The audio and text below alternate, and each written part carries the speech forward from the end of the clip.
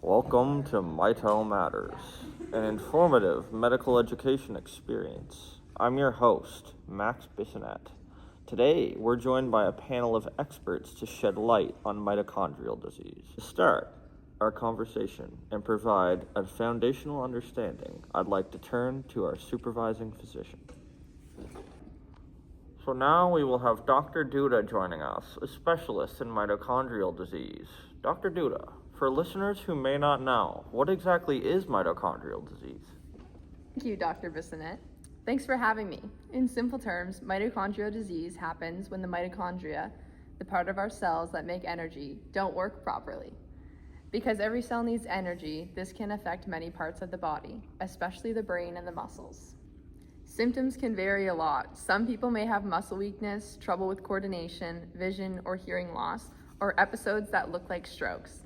Others may experience fatigue, seizures, or learning difficulties. It can appear in childhood or even adulthood. Diagnosis can be tricky. We use a combination of blood tests, imaging, and genetic testing. In the past, people often needed muscle biopsies, but newer blood biomarkers such as FGF21 and GDF15 have made diagnosis less invasive. Still, there isn't one perfect test, so we usually piece together information from several sources. So, is there a cure? Unfortunately, not yet, but research has advanced a lot in the past 25 years. We now understand hundreds of genes involved, and we are better at managing symptoms so patients can maintain quality of life. To dive a little deeper into the why, we have our mitochondrial disease expert here, Dr. Ben McCarthy.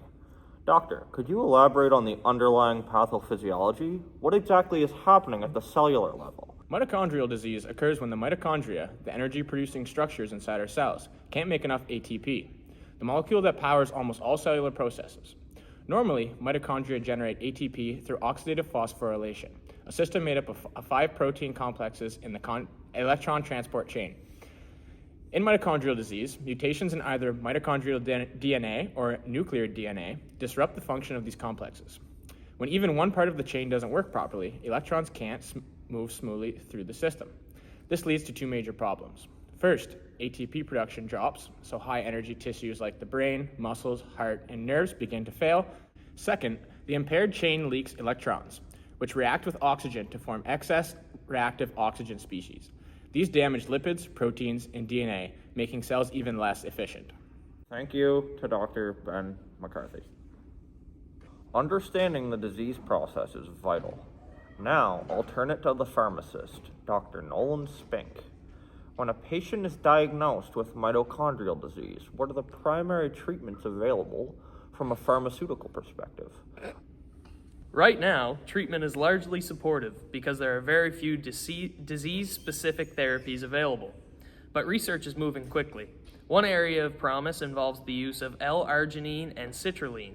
These therapies may help reduce the frequency and severity of stroke-like episodes seen in some mitochondrial diseases by improving nitric oxide production and cerebral blood flow. While they don't cure the disease, they may significantly ease a common and serious symptom.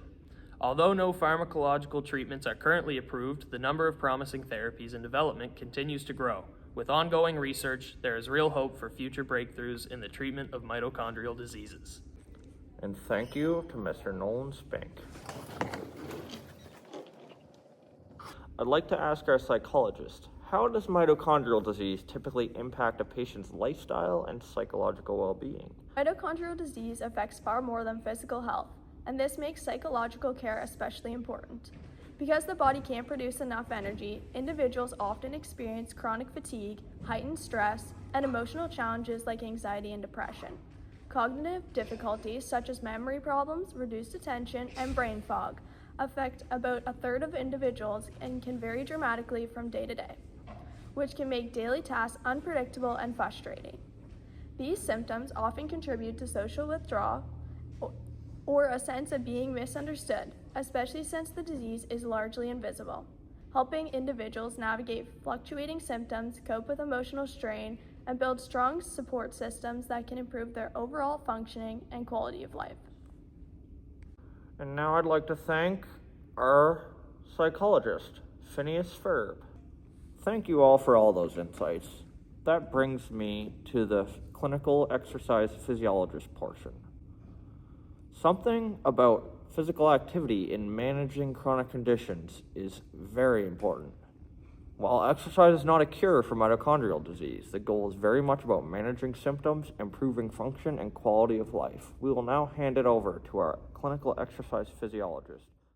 Thanks, Dr. Bissonette. Today we're going to be talking about mitochondrial disease and exercise. So, mitochondrial disease are crucial for producing ATP, our muscle fuel. With mitochondrial disease, patients often face coordination loss, balance, and exercise intolerance. Our primary approach in exercise prescription is safe and effective management of these issues. It is important to note that the robust pre-screening protocols and informed consent are non-negotiable before we start any program. We leverage two main types of training: endurance training and resistance training. Research shows that regular low to moderate intensity endurance exercises like cycling or walking 4 to 6 days a week, 20 minutes, can be very beneficial for the muscle's oxidative capacity. And for resistance training, 10 to 15 reps per set helps maintain existing strength and may even help lower the mutational burden within muscle tissue. Examples include simple exercises like the shoulder press or bicep curls. I'd like to thank Max and everyone who helped with this podcast today for sharing their expertise. We hope this discussion has provided valuable insights for healthcare professionals into managing mitochondrial disease. I'm Dr. Bissonette, and this has been Mito Matters.